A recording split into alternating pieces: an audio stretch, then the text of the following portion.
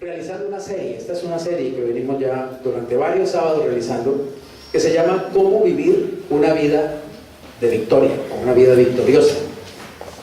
Los cristianos hablamos mucho acerca de eso, de vivir en victoria.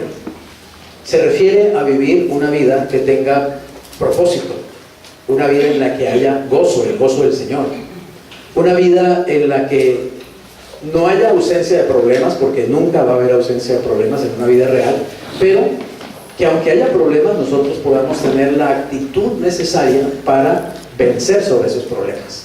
Que los problemas no nos venzan a nosotros, sino que nosotros podamos vencer los problemas. Esa es una vida de victoria. Una vida en la que Jesús se pueda manifestar a través de nuestros corazones, de nuestras vidas, de nuestras palabras, de nuestros hechos, de nuestras acciones. Una vida en la que podamos disfrutar de la comunión íntima con Dios, del amor de Dios, de la paz de Dios, de la confianza en Dios. Una vida en la que podamos experimentar amor, compasión por las demás personas y amor por Dios. Al fin y al cabo, Jesús resumió toda la ley en esas dos cosas, ¿cierto? Amar a Dios y amar a nuestro prójimo. Que se cumpla en nuestras vidas de una manera real eso. Esa es una vida de victoria, es una vida de gozo, es una vida de paz, una vida de realización. Así que estamos hablando de esta vida de victoria y hoy vamos a dar la conferencia número 9.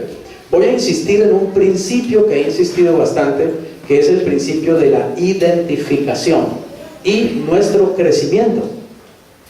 El entender este principio de que los cristianos estamos identificados con Cristo, precisamente por eso nos llamamos cristianos, ¿cierto? Cristiano, ¿por qué? Porque estoy identificado con Cristo. Soy un seguidor de Cristo, soy un discípulo de Cristo, soy un amante del Señor Jesucristo, ¿ok? No importa la religión cristiana en que yo milite, no importa el nombre, el cartel. Les cuento que en el cielo no hay carteles, allá no le van a preguntar a usted de qué religión era, allá lo que le van a preguntar simplemente es si usted conoció a Jesús, ¿amén? Si usted tuvo una experiencia personal con Jesús. Si usted es un cristiano, simplemente, si usted fue una persona que estuvo identificada con Cristo en esta vida, ¿sí? Creo que al Señor no le interesa si somos evangélicos o pentecostales o cuadrangulares o bautistas o qué sé yo, o menonitas o católicos o nada de eso le interesa al Señor. Créanme que no le interesa. Los hombres hemos hecho demasiado énfasis en religiones, en apellidos religiosos, en carteles religiosos, y el Señor no está ni cinco de interesado en eso.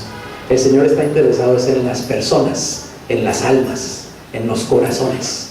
En eso está interesado, en salvar lo que se había perdido. Él dijo, yo he venido a buscar y a salvar lo que se había perdido, sencillamente. Así que lo importante es que podamos experimentar, digamos, en la realidad esa identificación con Cristo de la que habla la palabra de Dios. Este principio es fundamental. Y el principio de la identificación básicamente consiste en que Dios, cuando nosotros aceptamos a Jesús por medio de la fe, cuando recibimos a Cristo en nuestros corazones por medio de la fe, Dios inmediatamente nos identifica con todo el pasado, el presente y el futuro de Cristo. El apóstol Pablo lo dijo de esta manera: estamos injertados en Cristo, injertados en Él. Y en el libro de Efesios, el capítulo 5, dice que nosotros somos miembros de su carne y de sus huesos. Es decir, estamos unidos realmente a Jesús. En Corintios dice, el que se une al Señor, un espíritu es con Él. Es decir, la fe en Cristo, el ser cristiano, es una persona que está unido a Cristo. Eso es un cristiano. Y que está unido a Cristo por medio de la fe, evidentemente. Y a través de una experiencia espiritual que se llama el nuevo nacimiento, porque el Espíritu Santo viene, entra en nuestro espíritu, penetra realmente en nuestro espíritu, le da vida a nuestro espíritu que estaba muerto por el pecado y nos une inmediatamente a Cristo para siempre, para siempre. Un cristiano tiene salvación y tiene vida eterna. Un cristiano es una persona que sabe que todos sus pecados le han sido perdonados. ¿Y quién se los ha perdonado? Dios mismo. El único que puede juzgar los pecados te perdona. Y si el único que puede juzgarte por tus pecados te perdona, quiere decir que estás salvo. que no tienes ningún problema ya con Él, ninguna condenación, dice Romanos 8:1, ninguna condenación hay para los que están en Cristo Jesús. Esa es una identificación, estar en Cristo. Así que siempre escuchamos, y yo recuerdo cuando ya me hice cristiano y empecé a aprender acerca de la Biblia, yo siempre había escuchado que Cristo murió por mí. Toda la vida me lo dijeron, que Cristo murió por mí. Pero nunca había leído en la Biblia que la Biblia dice, y va más allá, no solamente Cristo murió por mí, sino que yo morí junto con Él en esa cruz también. Eso se llama identificación. ¿Por qué? Porque si Cristo estaba muriendo en mi lugar, ¿está claro? Lo que quiere decir es que Cristo tomó el lugar de Freddy Rojas, que es un pecador, ¿cierto? Alejado de Dios, lleno de miles de debilidades y de maldad en mi mente y en mi corazón. Pero Cristo fue a la cruz en mi nombre. Él fue a reemplazarme a mí en esa cruz. Porque evidentemente Jesús no murió por ningún pecado que Él tuviera, ¿cierto? Pero sí murió por los pecados míos y los suyos también. Así que si Cristo fue en representación mía a morir en la cruz, y efectivamente murió, entonces yo morí también, ¿entiendes eso? Y eso Dios lo contabiliza. Dios lo ve de esa manera. Dios ve que al morir Cristo, yo morí juntamente con Él. Entonces para Dios, yo también morí al pecado. Morí al pecado. Pero oye bien, la identificación me enseña que entonces, si Cristo fue crucificado, yo fui crucificado juntamente con Él. Que si Cristo fue sepultado, yo fui sepultado juntamente con Él. Y que si Cristo entonces resucitó, entonces yo resucité juntamente con Él. Pero entonces eso significa que cuando yo morí y fui sepultado con Cristo, yo morí y fui sepultado a todo lo que tiene relación con mi vida como pecador. Quiere decir que eso para Dios ya se acabó. Pero cuando yo fui resucitado entonces como una persona nueva, como un nuevo hombre, como una persona que ya no tiene ninguna relación con ese que fue crucificado y sepultado. ¿Entiendes eso? Entonces la Biblia me llama una nueva criatura. Si alguno está en Cristo, nueva criatura es. Todas las cosas viejas pasaron. ¿Cuáles son las cosas viejas? Las que me identificaban con ese pecador crucificado y sepultado. Pasaron. ¿Pasaron para quién? Para Dios. Dios ya no las ve más. Dios ya no las contabiliza más. Dios ya no me ve como yo era antes. Amén. Dios me ve como un hombre nuevo, lavado con la sangre de Jesucristo. Dios me ve como un hijo suyo, un hijo verdadero de Él, un hijo de verdad, un hijo suyo. Es más, yendo más allá, Dios me ve como al propio Señor Jesús. Me ve como a su propio hijo. Y déjame decirte, Dios te ama tanto como ama a Jesús. Igual. Tanto como ama a Jesús, Dios te ama. Así es el amor de Dios. Y es gratis. Eso es lo que la Biblia llama gracia. Y es lo que la Biblia llama evangelio. Buena noticia. ¿Cuál buena noticia? La noticia de que Cristo vino a salvarme. Cristo tomó mi lugar y pagó mi deuda. Yo jamás le hubiera podido pagar a Dios mi deuda de pecador. De ninguna manera. Nunca podría pagársela. Jamás podré pagársela. Ni con dinero, ni con obras, ni con cualquier cosa se la puedo pagar. Es impagable esa deuda. Pero Cristo ya la pagó. Así que ya no tengo deuda delante de Dios. Amén. Y ya Dios tampoco me está cobrando nada porque ya pagué. Cuando fui crucificado y muerto juntamente con Jesús. Esa es la belleza de esa enseñanza bíblica acerca de la identificación con Cristo. Por eso dice que estoy en Él.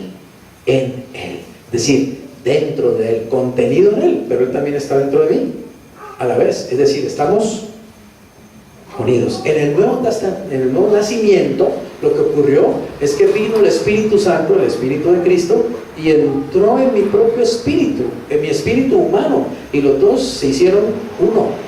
El que se une al Señor, un espíritu es con Él. Así que al unirse el Espíritu Santo y mi espíritu por medio de la fe, nace una nueva persona. Yo no soy el mismo de que les hablé ahora que fumaba, ese que fumaba marihuana, ese que metía cocaína, ese que comía hongos. Ya no soy yo. ¿Me hago entender? Es mi pasado, es alguien que ya murió. Casi ni me acuerdo de esa persona, porque ya son 40 años, más o menos, o más, de haber conocido a Cristo y de estar recibiendo transformación por parte de Él. Así que cuando les hablo de esa persona, les estoy hablando de alguien que ya murió. Y tengo que hablarte simplemente para que entiendas un poquito de dónde vengo, pero para que también le des la gloria a Dios sabiendo que Él transforma a cualquier persona y que dé respuesta para cualquier hombre, para cualquier persona, no importa su situación, no importa sus pecados. La sangre de Cristo es suficiente para lavar todos los pecados de cualquiera que se acerque a Él humildemente y le pida perdón y salvación. Amén.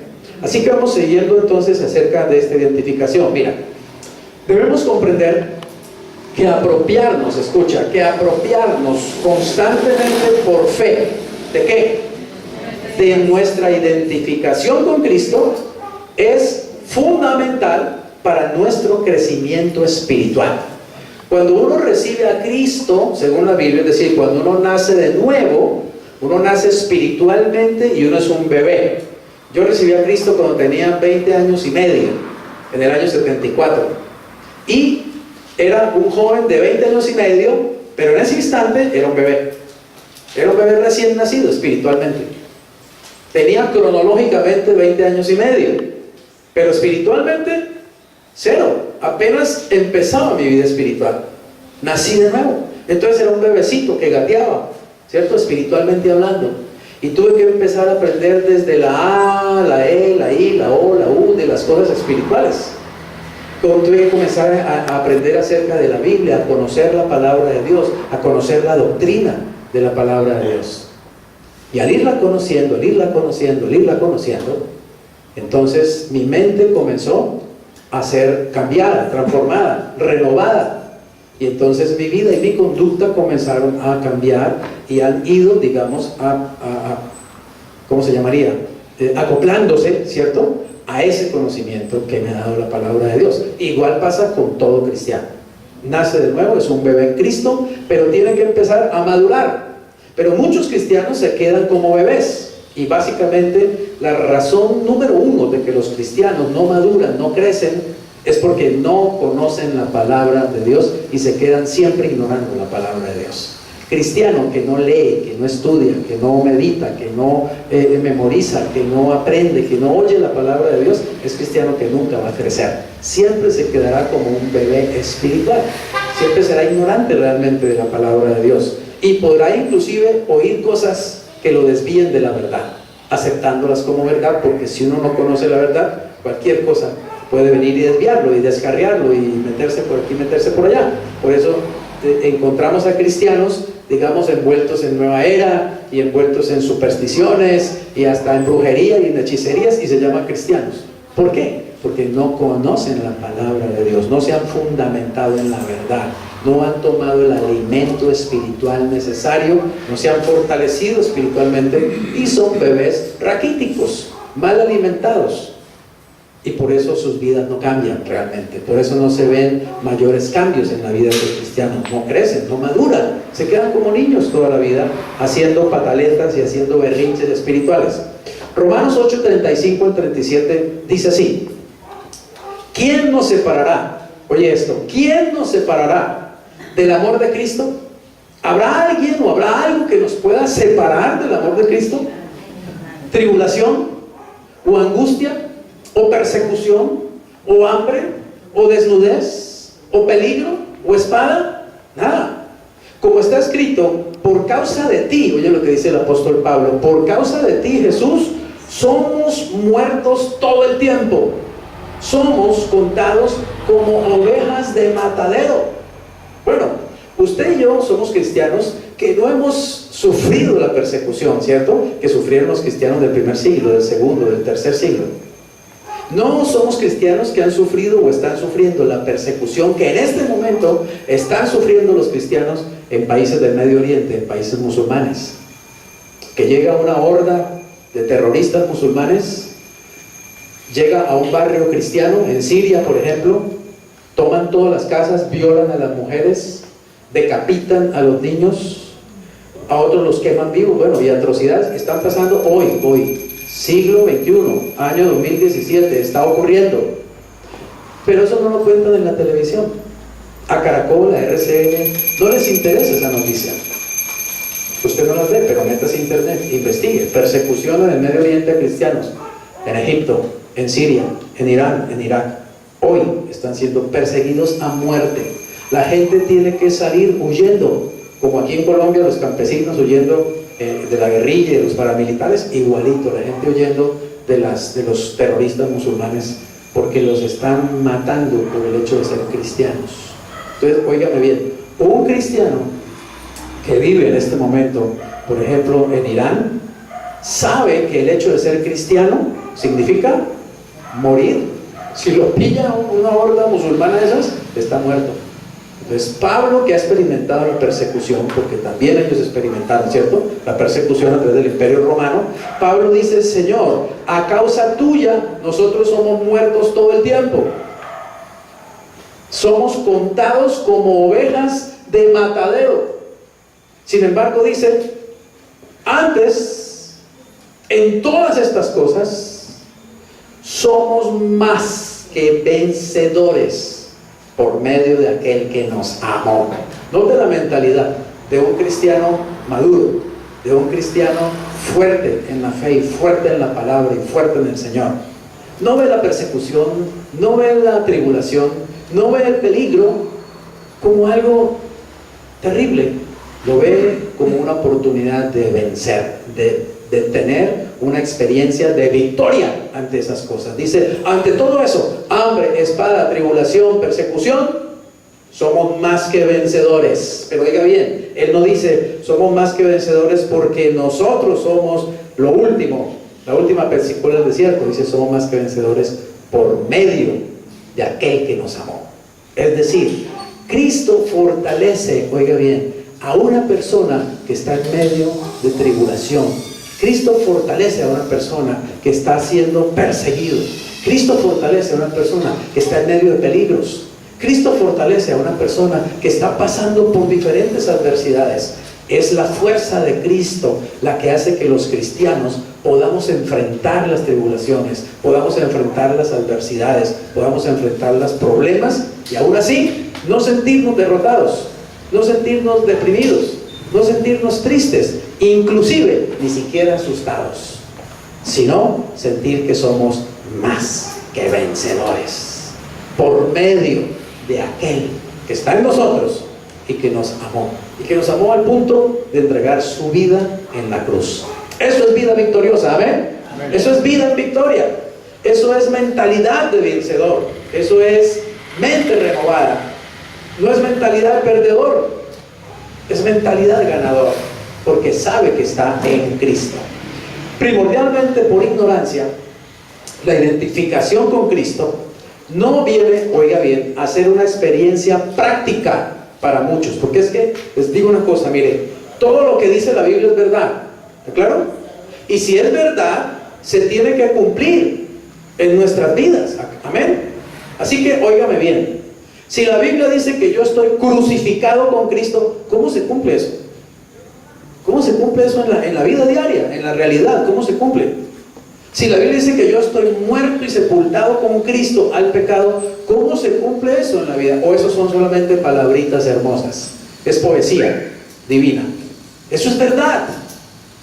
El asunto es que la mayoría de los cristianos, oiga bien, no llegan realmente a entrar en la experiencia de lo que dice la Biblia. Muchos conocen Biblia y mucha Biblia, pero se les queda solamente aquí, pero no es experiencia en ellos. ¿Está claro? Todos los días oyen de amar al prójimo y tratan a la muchacha de servicio a patadas todo el tiempo.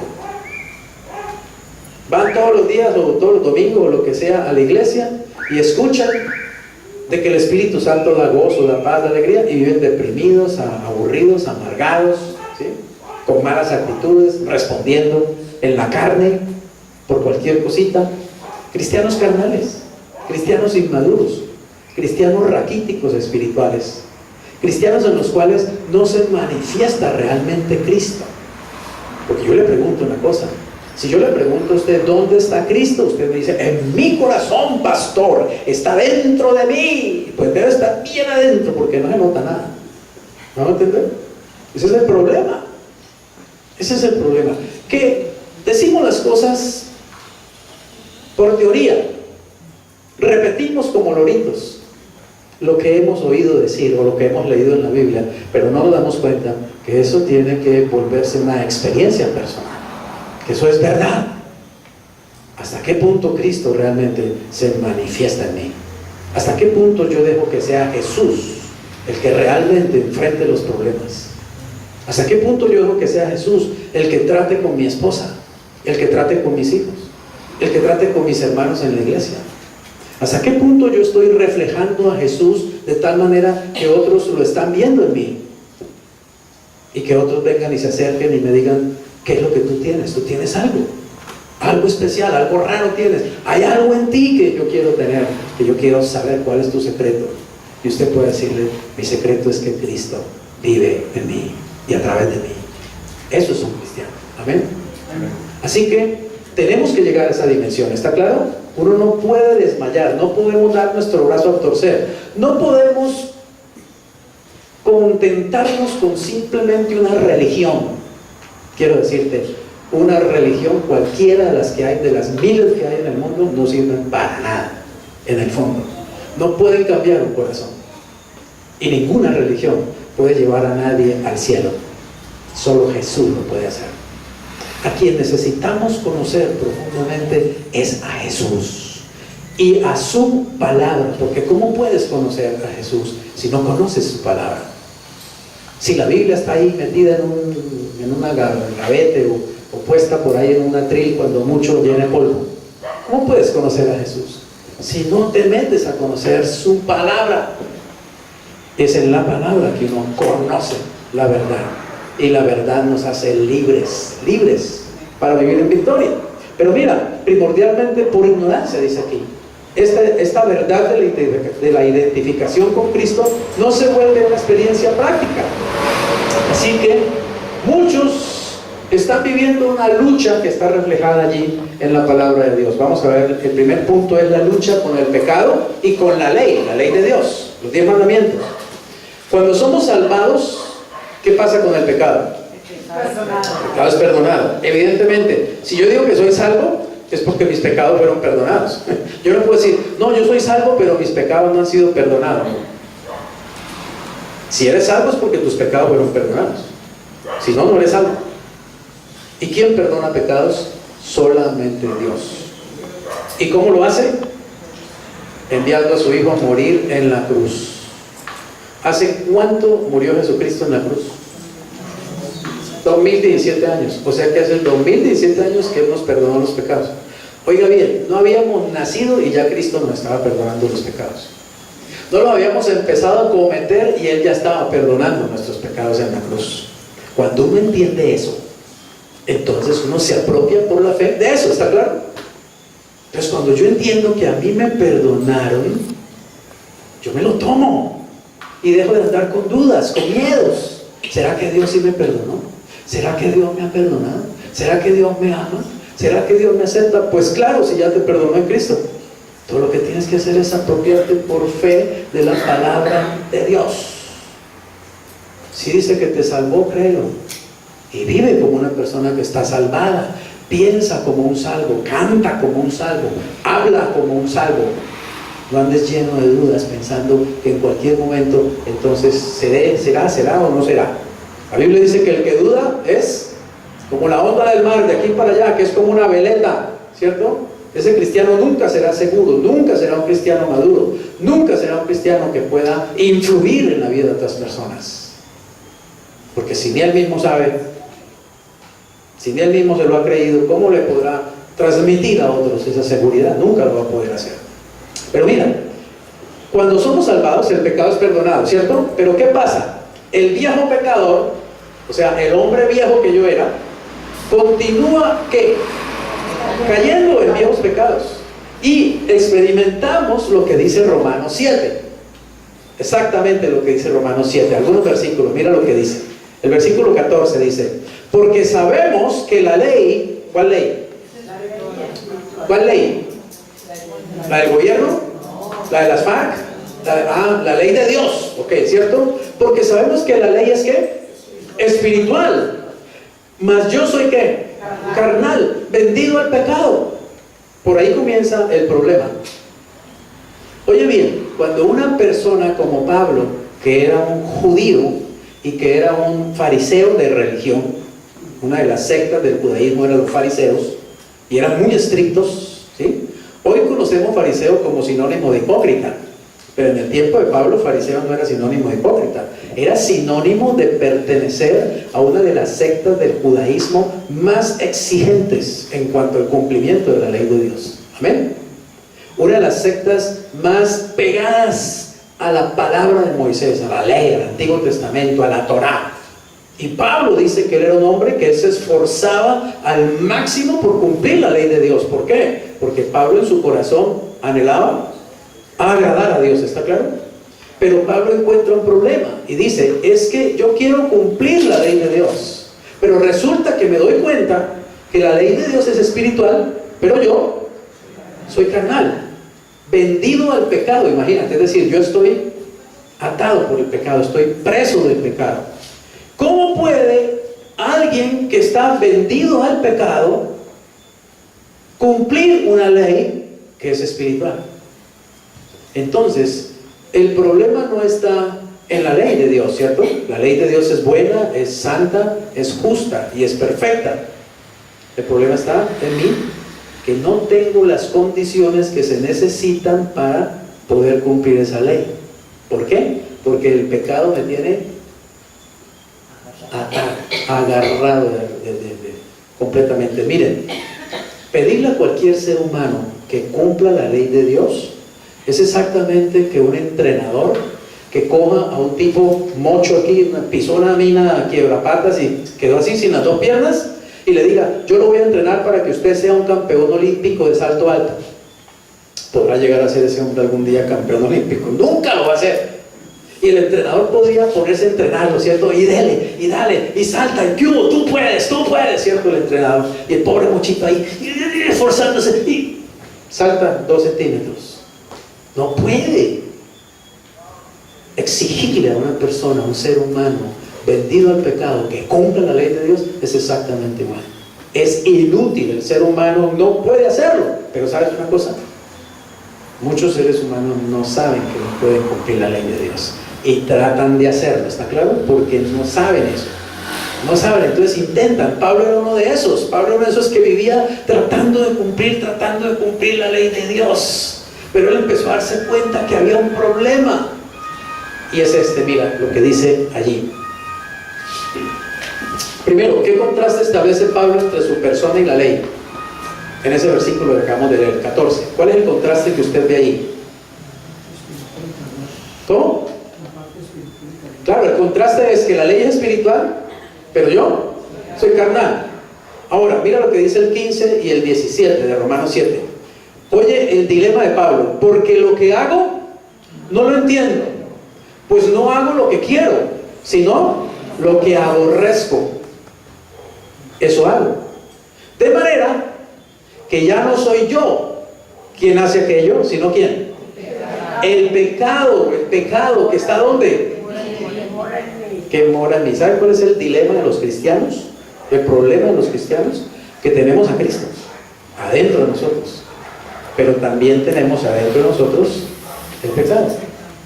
Entonces hay una batalla constante entre lo que Cristo quiere de nosotros y lo que el pecado nos pide que hagamos. Amén.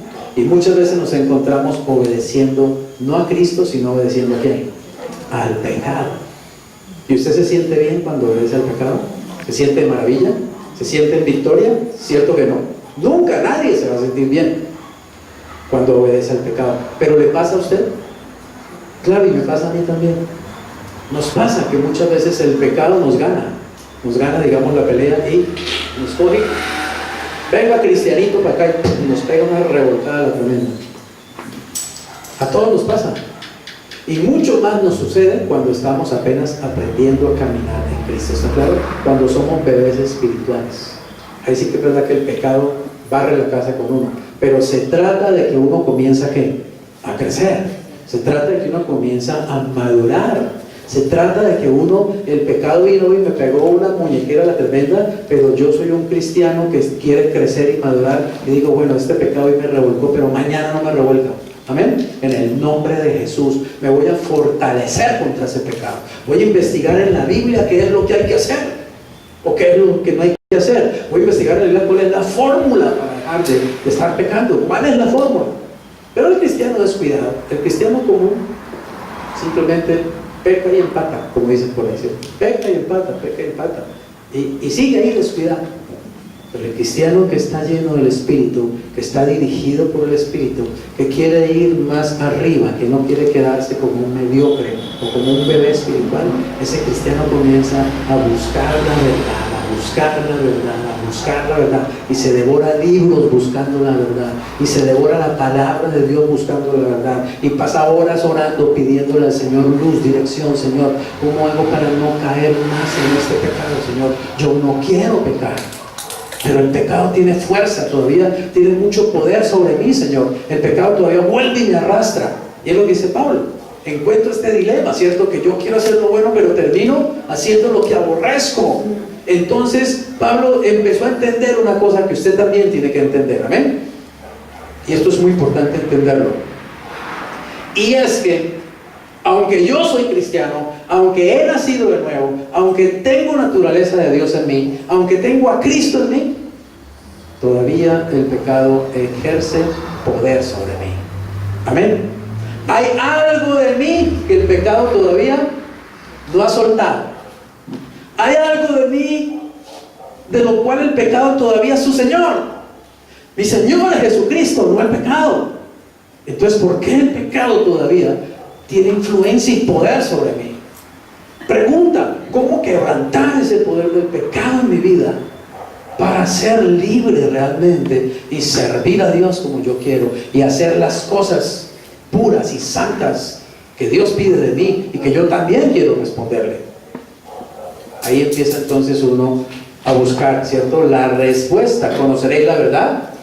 Y la verdad os hará libre. Lo primero que Pablo empezó a encontrar es que, oigan esto, ya sé una cosa. Esta verdad fue muy liberadora para mí también. Me acuerdo que el Señor me la enseñó estando en Barranquilla. Yo era un profesor de tres adiestramientos, uno en la mañana, uno en la tarde y otro en la noche, de cristianos, enseñando la Biblia, adiestrando cristianos para que supieran evangelizar y hacer discípulos y esto. Me pasaba todo el día enseñando, prácticamente, todos los días de la semana, de lunes a viernes, y los sábados reunión, y los domingos, pues algo de descanso y vuelve y empieza. Y tenía una lucha con el pecado en mi vida, ¿está claro? Luchaba contra ciertas cosas que no me gustaban de mí. ¿Le ha pasado alguna vez que ahora usted ya como cristiano, digamos como cristiano, usted ha llegado a sentir que, es decir, qué rabia conmigo mismo? ¿Sí? ¿Le ha pasado? ¿Por qué vuelvo y caigo en esto? ¿Sí? ¿Por qué vuelvo y la embarro de esta manera? Pero si yo conozco la Biblia, si yo conozco a Cristo, pero si yo voy a la iglesia, y es más, pero si yo quiero hacer lo bueno, ¿por qué me resbalo todavía? ¿Por qué me pego estos golpes? Y hay un punto en donde uno llega a aborrecerse a uno mismo realmente. ¿Qué es lo que pasa conmigo? ¿Y sabe qué es lo peor? Que llega un punto en que uno llega a creer que Dios también lo está aborreciendo. ¿Le ha pasado? Pero no es así. Dios nunca te aborrece, jamás te va a aborrecer, pero no empieza a creerse. Y el diablo puede que venga y le dé pedal también, así, mira, Dios está enojadísimo contigo, ni te vayas a acercar porque Dios no quiere ni verte. Eso no es cierto, pero es la culpa la que lo hace a uno sentirse así. ¿Por qué? Porque me estoy sintiendo frustrado en esta lucha contra el pecado. Y esta verdad, precisamente como le digo, fue muy liberadora para mí, de manera que ya no soy yo. Bueno, hagamos las preguntas primero. ¿Qué sucede cuando Pablo quiere hacer el bien y agradar a Dios? ¿Qué dicen que le sucede? Según ese versículo, la primera parte. Él quiere agradar a Dios, ¿cierto? Pero ¿qué le pasa realmente en su experiencia? No hago lo que quiero, sino lo que aborrezco. hago lo contrario. La pregunta es, ¿por qué? ¿Por qué yo hago eso? Pero si yo quiero hacer lo bueno, ¿por qué salgo haciendo lo malo? Eso me lleva a descubrir algo. Hay un poder en mi vida, claro, que es mayor que ese deseo de agradar a Dios, ¿está claro? Yo quiero con mi corazón agradar a Dios. Yo no quiero pecar, pero peco. Termino allá embarrándome en el pecado. Entonces comienzo a descubrir una cosa. Hay un poder en mí que es mayor a ese deseo de agradar a Dios. Ese poder se llama el pecado que mora en mí. Pero entonces mira la conclusión también que él llega. ¿Quién mora y actúa dentro de Pablo? El pecado. ¿Saben? Esa verdad es la que les digo que iluminó mi mente también y mi corazón estando en Barranquilla luchando contra el pecado. Cuando vino esa palabra, ya no soy yo quien hace aquello, ¿está claro? ¿Sino quién? Sino el pecado que mora en mí. ¿Usted sabe qué pasó? Yo empecé a dejar de culparme a mí mismo, ¿está claro? Y dejar de darme garrote a mí mismo, y supe que tenía que culpar era al pecado y tenía que darle garrote era al pecado. ¿Y saben una cosa? Dios hace diferencia entre el pecado que mora en ti y tú, ¿está claro? En la cruz ya Dios hizo esa división. Dios sabe que el pecado mora en ti. Escúchame esto. Dios sabe que el pecado mora en ti, pero Dios no te ve ya identificado con ese pecado, ¿está claro? Porque te ve identificado ¿con quién? Con Cristo. Entonces Dios no está contra ti. Dios está es contra el pecado que mora en ti, amén. Así que Dios no es alguien que va a venir a destruirte por el pecado que mora en ti, sino que Dios va a venir es a destruir al pecado que mora en ti, no a ti, porque tú eres hijo, eres hija, eres amado, ya estás salvo, ya eres perdonado. Entonces lo que tienes que hacer es aliarte con Dios, ¿está claro? Para que Dios y tú vayan contra el pecado. El pecado es el enemigo a ti, no eres tú, es el pecado. Entonces Pablo dice, de manera que ya no soy yo quien hace aquello, sino el pecado que mora en mí. ¿Por qué dice Pablo? Yo no soy yo porque yo quiero agradar a Dios, o no, yo deseo agradar a Dios. Entonces no soy yo, es que hay una fuerza extraña, oscura, una naturaleza mala, maligna. Dentro de mí hay un cáncer que me manipula, que me maneja. Está en mis miembros, una ley en mis miembros que me lleva cautivo a la ley del pecado y la muerte. ¿Saben? En Barranquilla, cuando yo entendí eso, se hizo luz y se me quitó una carga y una culpa que yo llevaba durante años. Porque yo creía que Dios me veía identificado con ese pecado y obviamente Dios pues no me estaba viendo muy bien.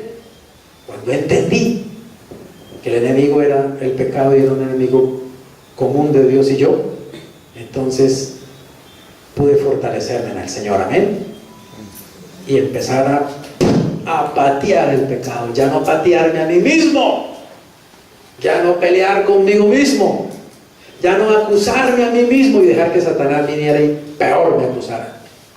¿Entiendes eso? Porque el cristiano que no entiende esto y cree que es él mismo, y el diablo viene y dice, tú eres un mal cristiano. No, tú no sirves para el cristianismo. Bota esa Biblia, ¿para qué sigues leyendo esa Biblia? Mira, tú eres el mismo siempre. Mira, terminas haciendo siempre lo mismo, el mismo pecado. Dios ya está aburrido contigo, Dios ya está harto de ti, Dios ya no quiere ni verte. Y el cristiano se cree ese cuento y se rechaza a sí mismo en lugar de rechazar al pecado que mora en él. ¿Entiendes eso? Comienza a ser ya mismo esa división. Una cosa es el pecado que mora en ti y otra cosa eres tú. ¿Amén? Que anhelas servir a Dios, que anhelas agradar a Dios, que anhelas, que amas a Dios. Pero es que hay una fuerza en ti muy grande que te lleva a hacer lo malo, lo que tú no quieres inclusive. Y mira cómo sigue este relato de Pablo, 7:21. Así que, queriendo yo ¿qué? Hacer el bien, ¿hay yo qué? Esta ley, oye, es una ley, que el mal está ¿dónde? Está en mí. ¿A qué conclusión llega Pablo al experimentar esa batalla interior entonces? ¿Cuál es la conclusión a la que llega ahí en ese versículo? Que el mal está en mí. Amén. Entonces yo le pregunto a usted, ¿dónde está Cristo? Y usted dice, pastor, está en mí, está en mi vida, y es verdad. Pero también le pregunto, ¿y dónde está el mal? También está en mí. Igual, está Cristo y está el mal. ¿Cómo pueden estar Cristo y el mal en una misma persona, en un mismo lugar? Pues así es. Pero ¿sabe qué? Óigame bien. Para Dios,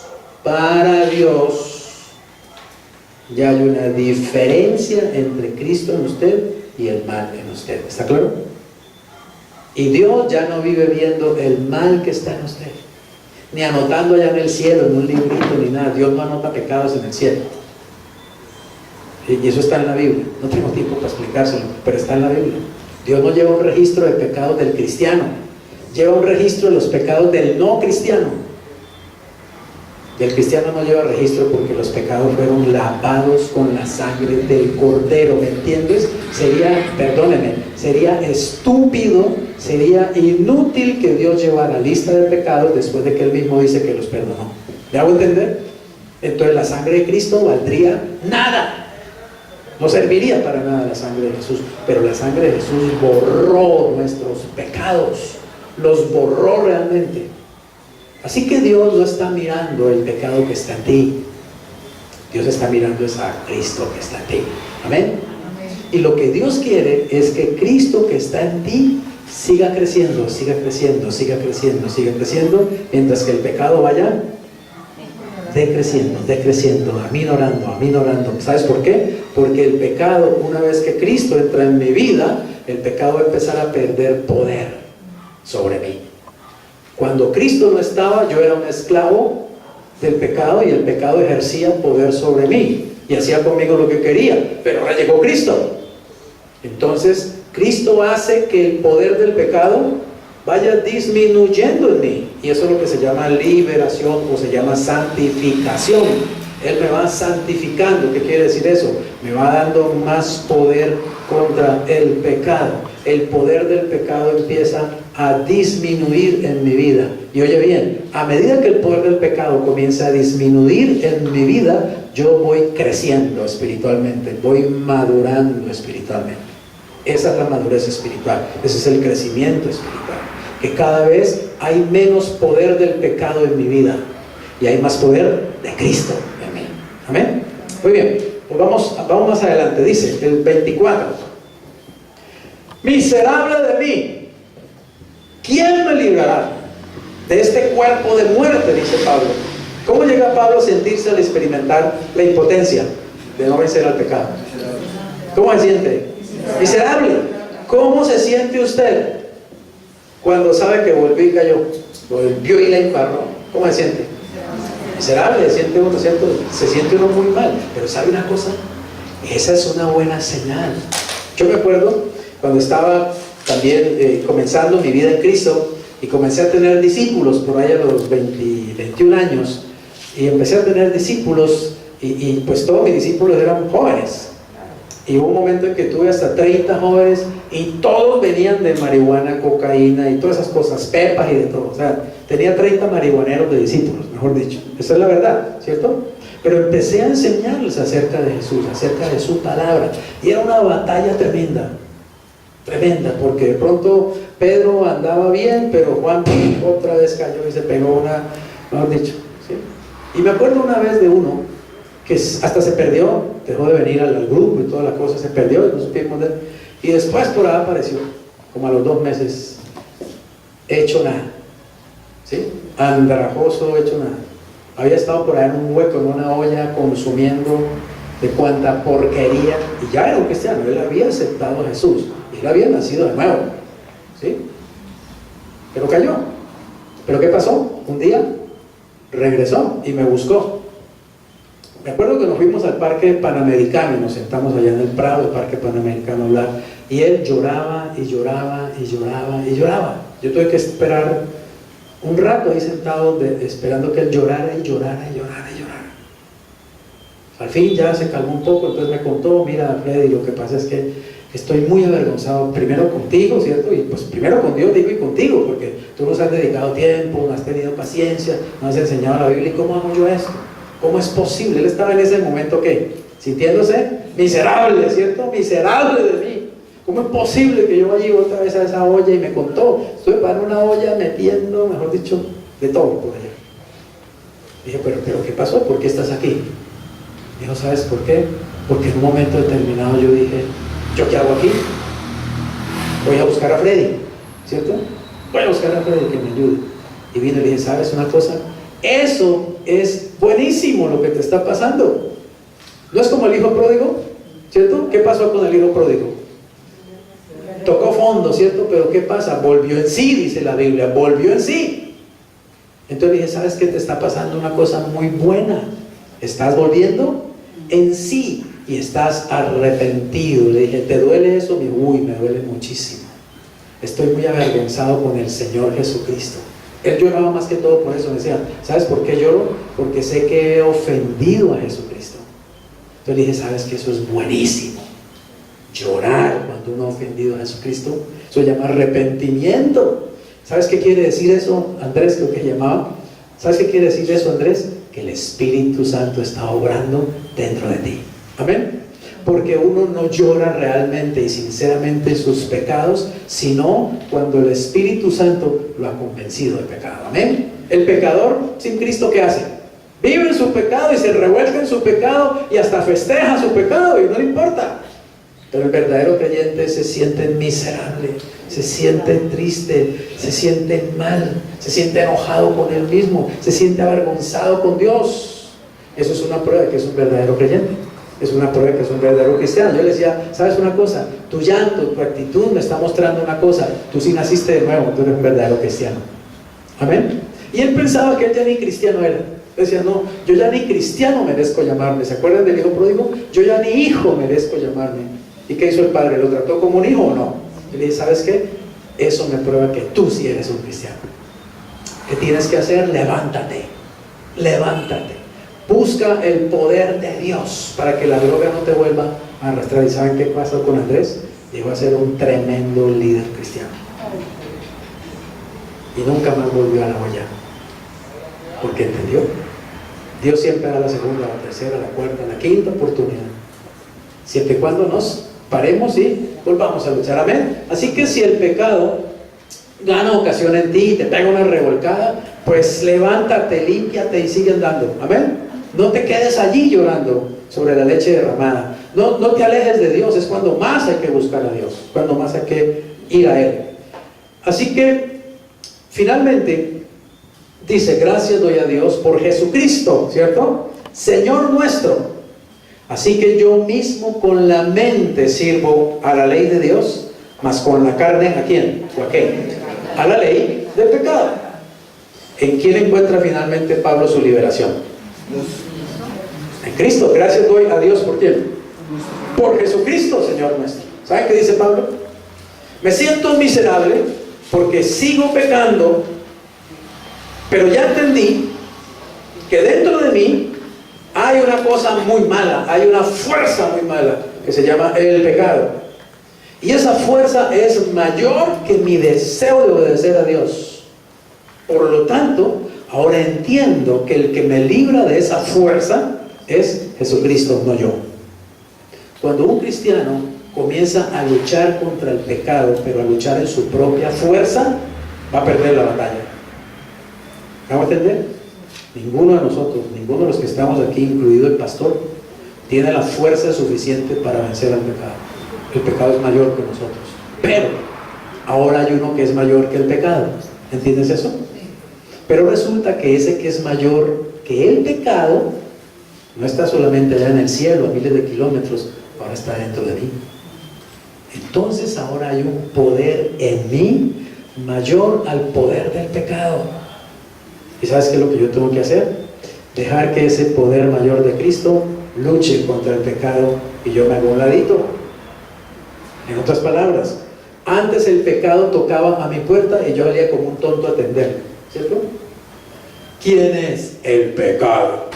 ¡Pum! Para allá, ¿cierto? Y al otro día, ¡ting! Y otra vez, ¿quién es? El pecado. Venga para acá. Y entonces uno termina sintiéndose miserable, yo no sirvo para nada, yo soy una desgracia en el cristianismo. A mí Dios realmente debería estar enviarme al infierno, ya yo no sirvo para esto. Y sabes, por eso hay tantos cristianos que no han perdido la salvación, sino que han perdido su comunión con Dios. Porque lucharon y lucharon tanto en sus fuerzas, ¿me hago entender? Y llegaron a sentirse tan impotentes, llegaron a sentirse tan indignos, llegaron a sentirse tan sucios que se hicieron a un lado en la carrera. Dejaron la Biblia a un lado, no volvieron nunca más a la iglesia, porque pensaron, no hay caso conmigo, ¿está claro? Yo no puedo. Y hace rato que Dios quiere que entendamos que yo no puedo. Esa es una verdad que hay que entenderla. Yo no puedo. Entonces yo tengo que decirle, Señor Jesús, ya entendí que yo no puedo luchar contra el pecado en mis fuerzas. Por favor, lucha tú por mí. Y créeme que Jesús, por medio del Espíritu Santo, lo hace. Y cuando tú menos piensas, eso se llama ¿qué? Rendirse. Cuando uno se rinde, cuando uno dice, Señor, yo no puedo ya más contra este pecado. Yo me acuerdo, el cigarrillo, les doy un ejemplo para terminar. El cigarrillo, yo empecé a fumar a los 10 años, cigarrillo, piel roja, una porquería. Yo no sé cómo fumar yo la porquería a los 10 años, pero fumaba piel roja, ¿sí? Y dele. Claro, me hice cristiano y seguí fumando. La carne, doña, a ver, eso es igual que uno sigue chismeando, ¿o no? Igual que uno sigue criticando, igual que uno sigue enojándose por cualquier cosita, rabió el piedrero, ¿no? Igual que uno sigue, ¿qué? Viendo pornografía por ahí escondido, en el computador, en el tablet, en el celular. Seguimos igual, pecando. En otras palabras, ¿qué pasa? Sigue manifestándose ese cáncer, ese mal que está en nosotros, que está ahí. Es que mire, al pecado tú no lo puedes domesticar. Tú no le puedes decir, ay, pecadito, sí, le soba la cabeza al pecado. Pecadito, vea, yo quiero que usted se comporte muy bien. Mire que yo ya soy un cristiano. Pecadito, usted ya no va a pecar más. ¿No? El pecado no sabe sino pecar. Es lo único que siempre va a hacer. Si le das la oportunidad, te va a coger y te va a dar ropa de trabajo. Entonces yo seguí fumando. La carne, el pecado, el gusto por el cigarrillo. Yo iba a la iglesia, escuchaba la palabra de Dios y a veces ya al final estaba, ay, ya terminen rápido que yo tengo una cajetilla de Marlboro ya en la casa, ¿cierto? Y salía a fumar. Inclusive leía la Biblia fumando, ¿no? Toda la cosa. Cuando Dios empezó a hablarme también, ¿no? Pilas con el cigarrillo. ¿Cuándo vas a dejar eso? Y yo empecé a hacer esfuerzos por dejar el cigarrillo, ¿está claro?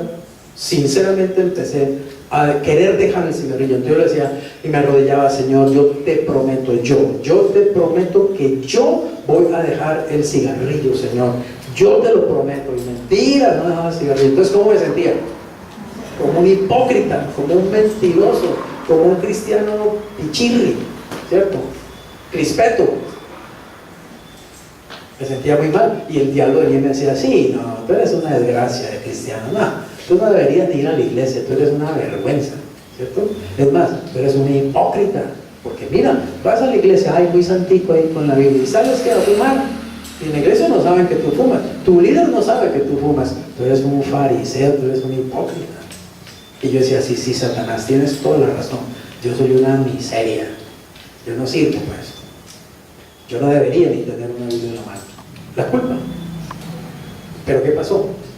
Me acuerdo que llegué a hacerle promesas al Señor. Porque yo empecé a tratar de ganar a mis amigos, ¿cierto? Con los que siempre había fumado marihuana y todo eso. Y yo le dije, Señor, dame la capacidad, el poder, la unción de ir a ellos y hablarles y que ellos te reciban en su corazón. Si Jaime Arce te recibe en su corazón, Señor, yo dejo el cigarrillo. Y Jaime Arce recibió a Jesús y yo no dejé el cigarrillo. Señor, si Armando Rizo recibe a Cristo en su corazón, yo dejo el cigarrillo. Armando Rizo recibió a Cristo en su corazón y yo no dejé el cigarrillo. Hasta que un día entendí, yo no puedo. ¿Está claro?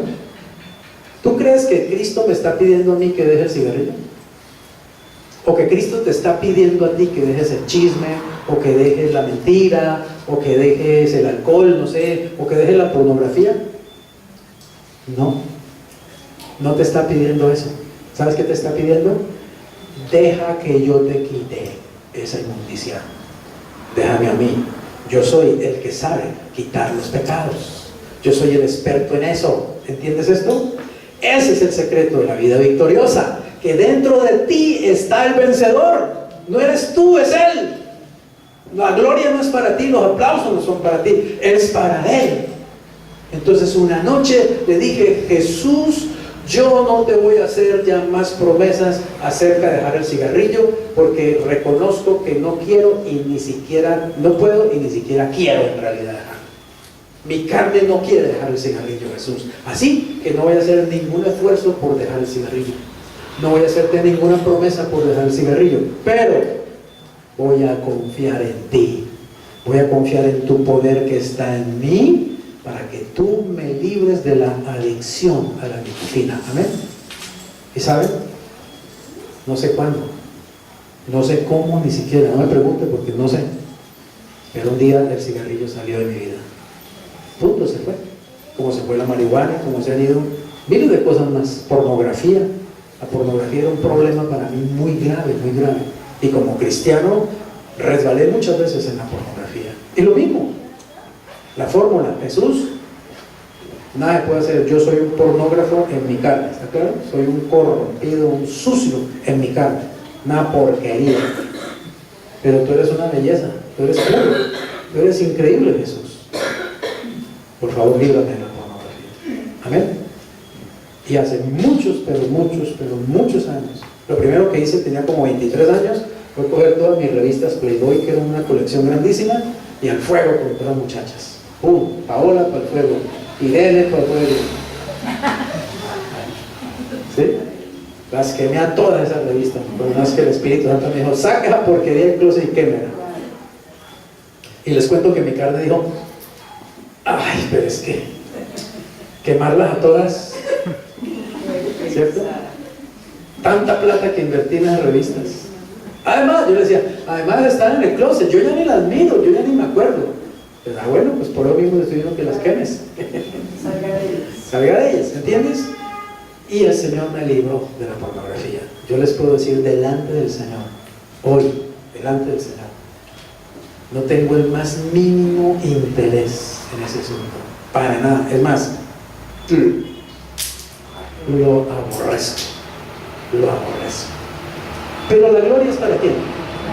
Para Dios, para Jesús, Hijo de Dios. Termino con esto, Hijo de Dios. Lo único que tienes que entender esta noche es que tú no puedes nada, y que el Señor no te está pidiendo a ti que lo hagas. ¿Está claro? Lo que te está pidiendo es que te rindas y confíes en Él. Es que yo no puedo dejar de pelear con mi esposa. Señor, no, yo no te estoy pidiendo que dejes de pelear con tu esposa, pero son pelietas que nunca vas a poder hacer eso, dejar de hacer eso. Déjame que yo lo haga. Humíllate, ríndete, entrégame ese pecado y yo te libro de ese pecado. Y te vuelves dulce con tu esposa, te vuelves tierno con tu esposa, se vuelve ella a enamorar de ti por la forma como la tratas, como una reina. ¿Sabes por qué? Porque Jesús te libera de eso. Salgamos entendiendo una sola cosa: todo lo que necesitamos está en Jesús, no en nosotros. Dejemos de botar corriente, amén. Dejemos de hacer esfuerzos inútiles, dejemos de hacer promesas vacías, dejemos de creer que es en nuestra carne o que somos nosotros los que resolvemos el problema. El problema lo resuelve Jesús, cualquiera que sea.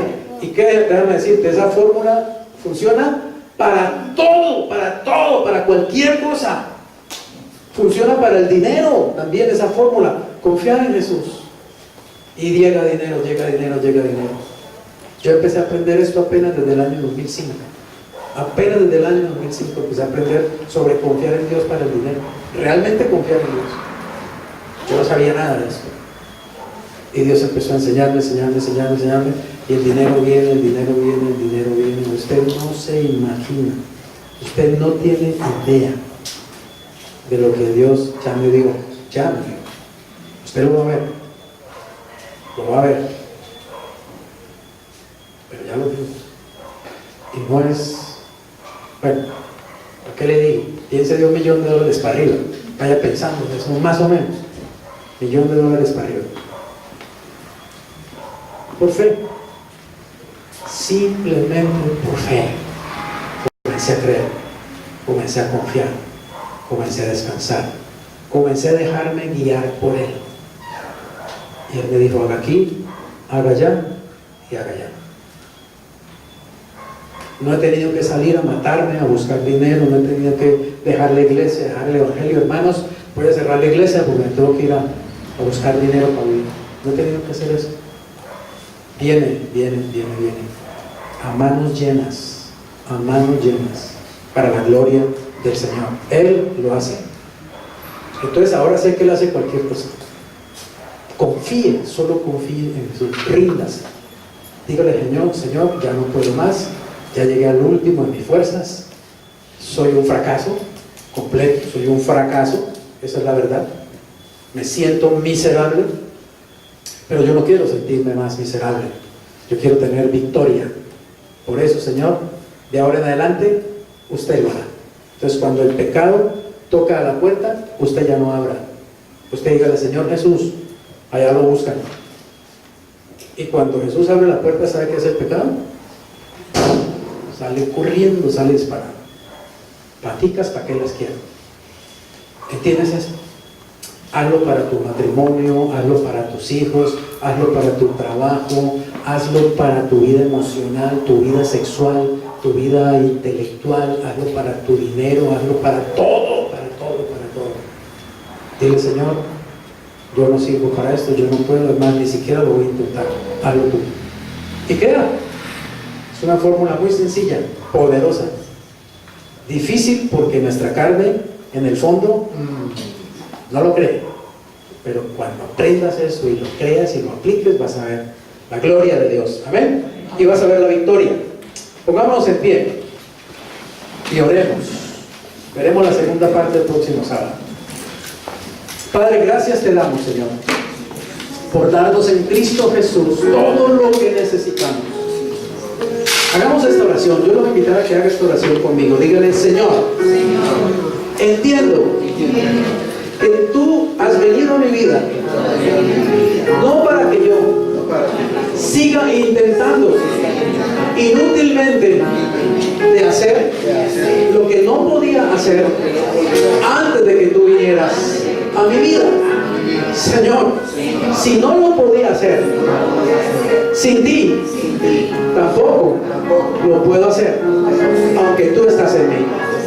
Porque ahora entiendo, Señor, que quiero hacer lo bueno, pero no puedo hacerlo, porque hay una fuerza mayor, el pecado, que mora en mí, que me impide hacer lo bueno que quiero hacer, lo agradable a ti que yo desearía hacer. Por lo tanto, Señor, en el nombre de Jesús, hoy me rindo y muero en esa cruz al pecado, a Satanás, al mundo, a la carne, a todos mis enemigos que me han esclavizado durante tantos tiempos.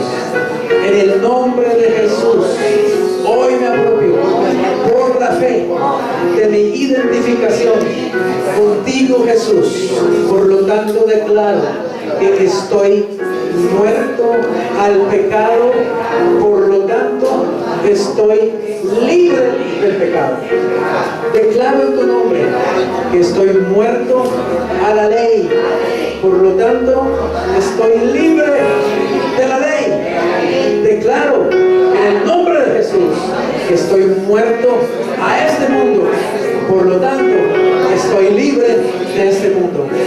Declaro en el nombre de Jesús que estoy muerto a la influencia, al reino, al poder, a la organización de Satanás. Por lo tanto, estoy libre de Satanás. Gracias, Jesús, porque a eso viniste, a hacerme libre, Señor. Gana mis batallas diarias, gánalas tú, Señor. Peleas tú, Señor, por mí. Te entrego todas las áreas de mi vida.